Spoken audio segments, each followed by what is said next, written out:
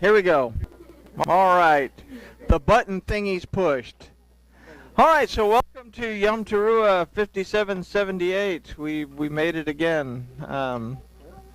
That's kind of an interesting combination because the 5778 is based on the concept of Rosh Hashanah and not on the concept of Yom Teruah.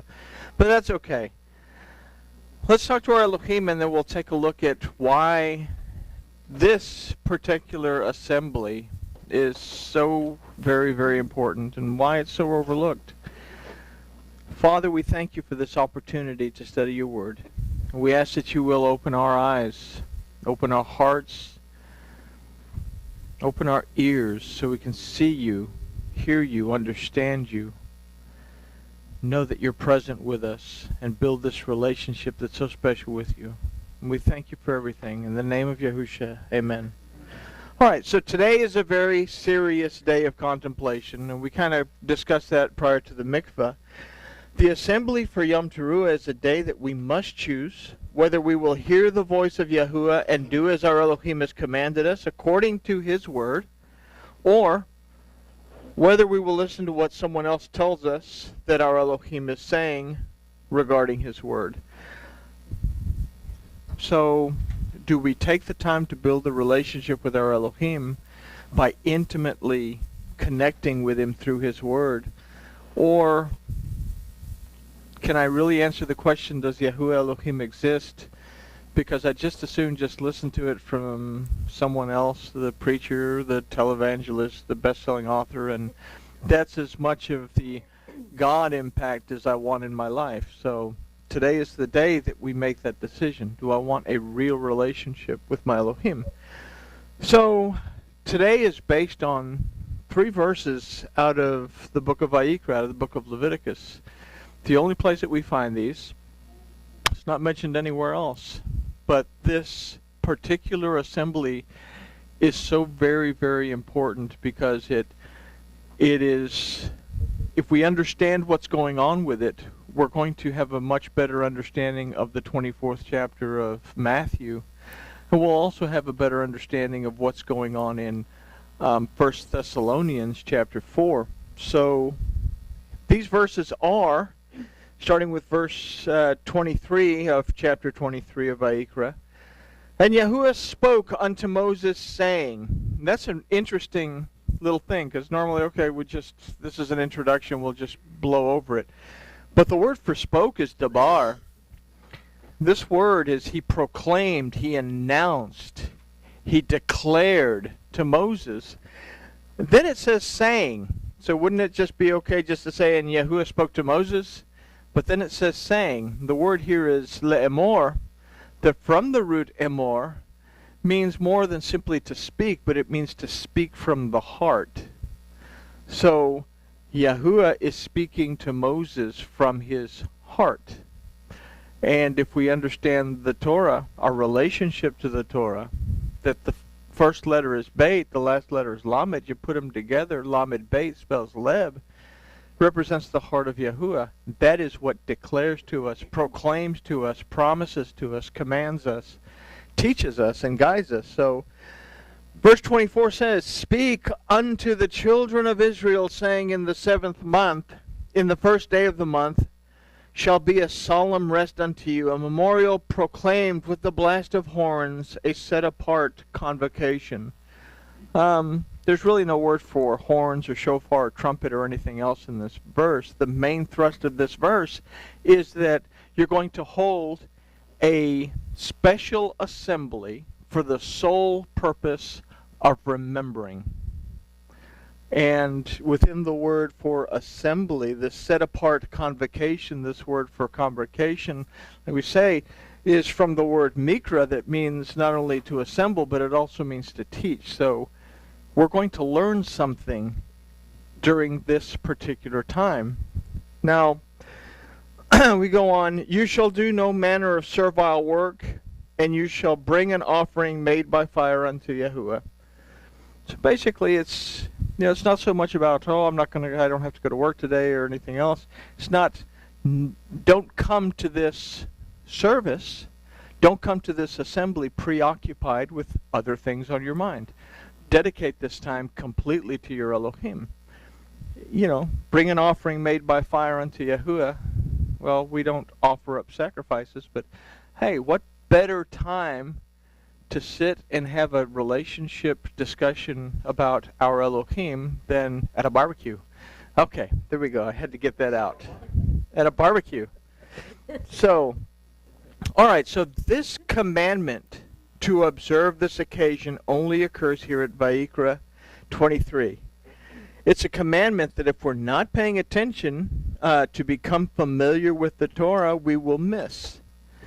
Again, most of the Christian world today is oblivious to the fact that tonight is a holiday.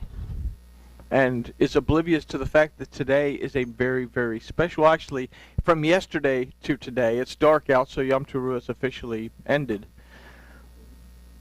But unaware that this even exists, because we're told that I don't want to read Leviticus, it's a boring book, let's read something more exciting, or better yet, let's read the book of Obadiah. It's only a page long. And that's our, that is our attitude towards reading Scripture. But anyway, so this short piece of Scripture is to remind us to remember the blowing of the shofar that took place at Sinai, and to consider the two options that we have concerning the word of Yahuwah. We can choose to Shema and Shamar the word of Yahuwah. We can choose to perceive, discern, understand, obey, and apply the word of Yahuwah. And we can choose to treasure, preserve, guard, and observe the word of Yahuwah, and seek to build a personal relationship with our Elohim by and through his word, or we can allow ourselves to be distracted by his word and depend on someone else's interpretation of this word to base our relationship with Yahuwah, our Elohim, on. So, here is where it becomes personal. Do I believe that Yahuwah Elohim exists? Do I recognize that he is present in my life 24 hours a day, 7 days a week, in every waking, even sleeping moment of my life? Or does he only exist when I go and listen to the preacher, the pastor, the rabbi, the best-selling author bump their gums and tell me all about it from their point of view? Is that the only time that Yahuwah Elohim exists?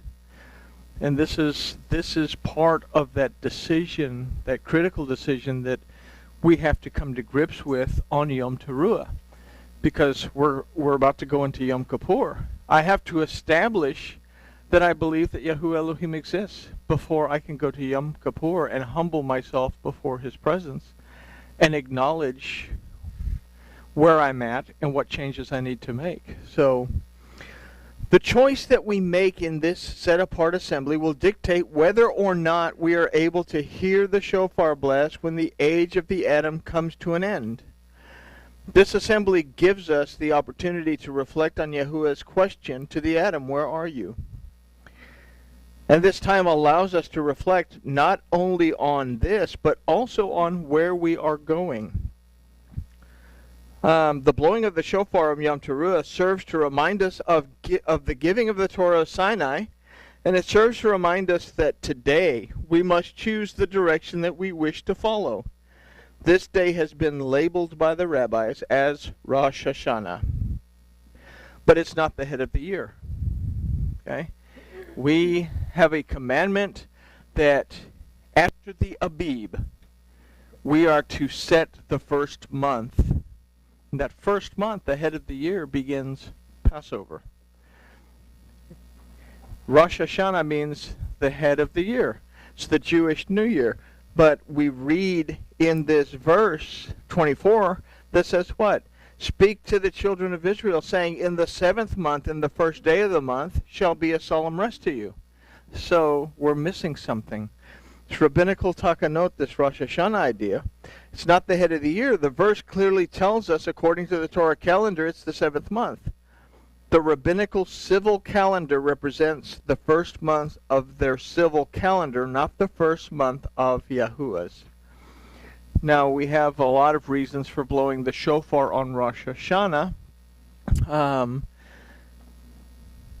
It's a joyful celebration of the new year, so we're blowing the shofar, kind of like the little tooty things that you blow at birthday parties that have the little paper come out, because we're celebrating. Folklore, Jewish folklore says that they blow the shofar 100 times in order to frighten the Satan away, so that the Satan will think that, oh, the shofar is blowing, so Mashiach must be coming, so I better not go down there. There's a concept in folklore that it's blown to frighten the Satan away. So because of this rabbinical interpretation, the true meaning of this critical time of reflection is lost. We don't eat apples and honey to remind us of the sweetness of the new year. If apples and honey were relevant, maybe I should have put that in there, we would eat them to remind us of the sweetness of consuming the Torah of Yahuwah and the joy of the relationship with Him that it brings into our lives. You know, Rosh Hashanah, again, Rosh Hashanah, you eat sweet stuff to remind you of the sweetness of the new year, to remind you of the sweetness. So we have jelly donuts and all this stuff. None of it's commanded in the Torah. It says that here the decision is made as to whether you will live on for another year, and that choice is going to be sealed on Yom Kippur.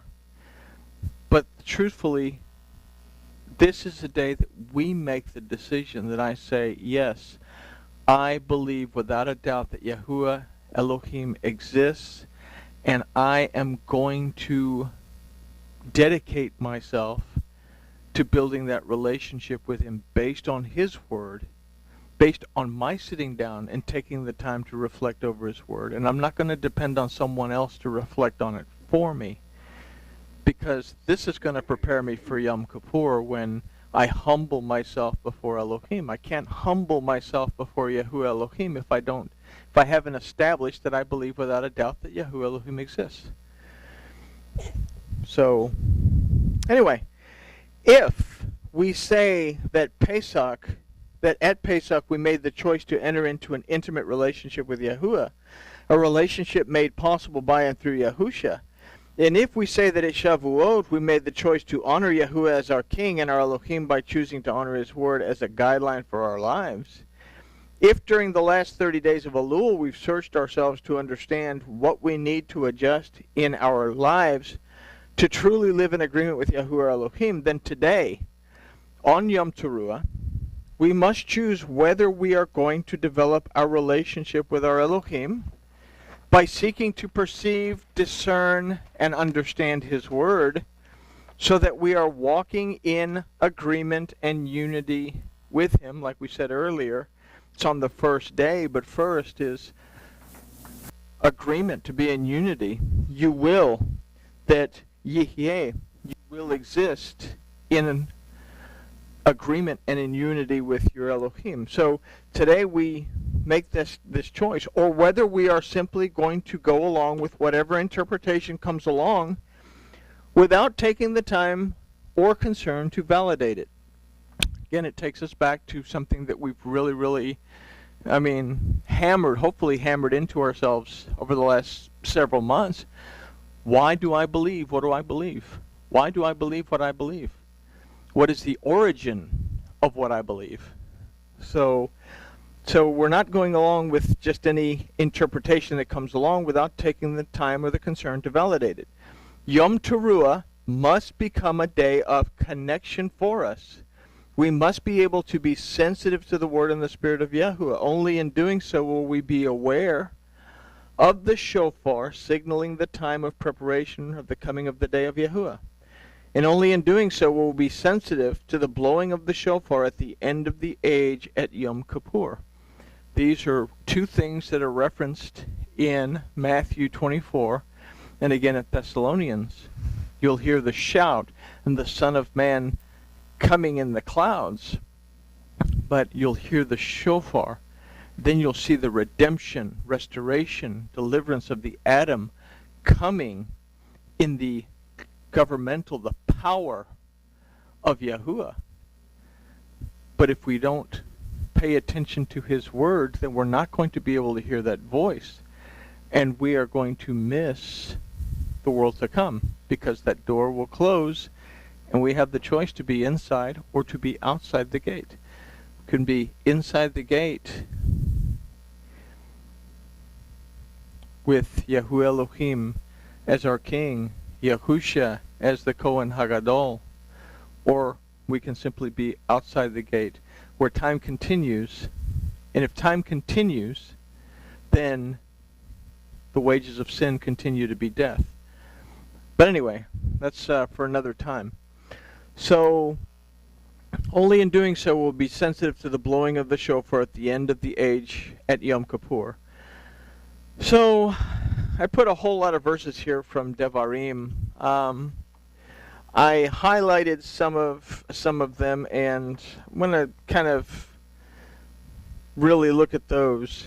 But it's Devarim 4, 1 through 20. It says, "Now, O Israel."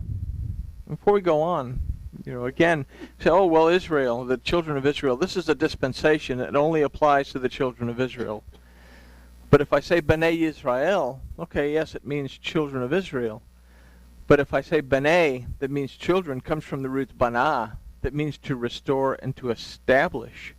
And if I say Israel, that means that Elohim prevails. Then if I am restored and I am established because Elohim prevails in my life, Elohim is first in my life.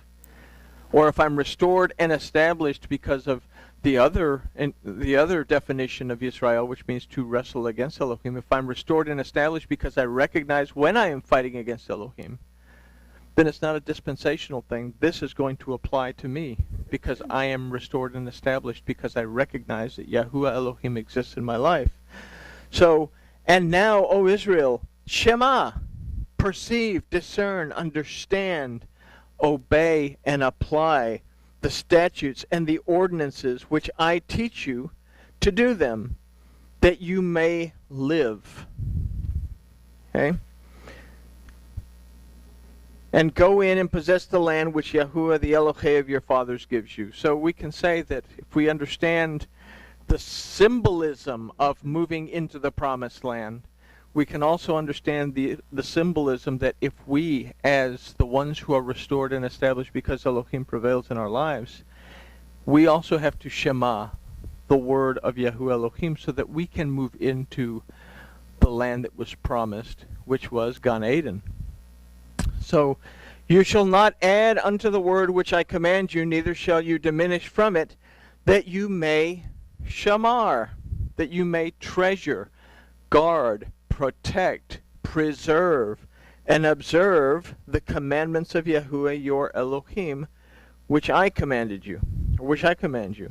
So, we have a responsibility to preserve the Torah the way that Elohim intended for it to be used, not according to dogma or tradition, but if Yahuwah our Elohim says that in the 7th month on the first day have an assembly so that you'll remember something,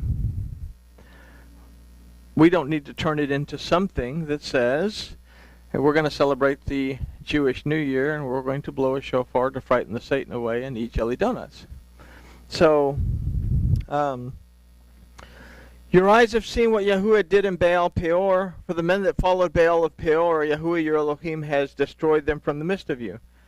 So, again, if I have established that Yahuwah my Elohim prevails and I am seeking to follow his word, then those who have moved on to Baal, those who have moved on to a false master, those have been removed from my presence.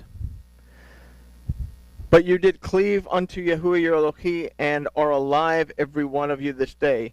Behold, I have taught you the statutes and the ordinance, even as Yahuwah my Elohim commanded me, that you should do so in the midst of the land where you go to possess. The Torah does not redeem, deliver, and restore us. It's because we have the Torah and we have the instructions that we can follow to stay in agreement with our Elohim and to stay in unity with our Elohim, that we remain in a relationship with our Elohim. We remain redeemed, delivered, and restored because we choose to follow the guidelines. We're redeemed, delivered, and restored because Yahusha made that possible for us. But behold, okay, so we got that. Observe therefore and do them, for this is your wisdom and your understanding in the sight of the peoples, that they may hear all these statutes, shall say, surely this great nation is wise and an understanding people. We haven't quite gotten there with the nation of Israel, and we haven't quite gotten there as Torah observant believers. Most people look at you like you're a few French fries short of a Happy Meal, but that's okay. Anyway, for what great nation is there that has Elohim so near to them as Yahuwah Elohim is whenever we call upon him? So here we go. If we will develop this relationship, then imagine that we are able to call upon Yahuwah Elohim whenever we are in need, whenever he's present with us. We have that relationship, just like I have a relationship with my wife. I know she's there. If I need something, I say, would you help me with this? If she needs something, she calls and helps, and it's that kind of intimate relationship. Only take heed of yourself, and again, shamar your soul diligently. What is that? Preserve, protect, guard, treasure your soul with diligence. How do we do that? By keeping the statutes, the ordinances, the commands, the instructions of Yahuwah our Elohim. Okay? I'm not going to put any corrupted stuff on the flash drive to show before my master so that he can decide whether or not he's going to download that thumb drive into a brand new computer in the world to come that represents me. I have to be careful of what I put into my laptop, and I have to be careful of what programs I allow in that. Everybody with me? That's the easiest way I know to do it. You know. So the day that you stood before Yahuwah your Elohim in Horeb. Okay, so what are we remembering today on Yom Teruah? We're remembering that day when the children of Israel stood before Elohim at Horeb, at Sinai, and the 10 commandments, it's going to say the 10 words were given. It's not really even a word for commandment. The 10 suggestions were given because we have a choice as to whether we keep those or not. So when Yahuwah said unto me, assemble my people, and I will make them Shema. I will make them perceive, discern, understand, obey, apply, and be content in my words, that they may learn to reverence me all the days that they live upon the earth, and they will teach their children. Then you came near and stood under the mountain. The mountain burned with fire in the heart of heaven, and the darkness, and the cloud, and the thick darkness. And Yahuwah spoke to you out of the midst of the fire, and you heard the voice of the words. But you saw no form, only a voice. And he declared unto you his covenant, which he commanded you perform, even the 10 words. And he wrote them upon 2 tablets of stone, because we have a long history all the way throughout the Torah of being told, hey, these are the commandments, these are the suggestions. But for some reason we tend to forget, so Moses comes along and he says, hey, write this down, because you can't seem to quite get it so far. And Yahuwah commanded me at that time to teach you statutes and ordinances, that you might do them in the land where you go over to possess. Take therefore good heed to yourselves. And then I'll just go to 16, lest you deal corruptly. And that's the whole gist of Yom Teruah for us. You can read the rest of these for yourself, but what he's saying is, this is a day for you to remember that I gave you my word. This is a choice for you to choose whether or not you're going to keep this word, whether you're going to treasure this word, whether you're going to protect this word, preserve this word.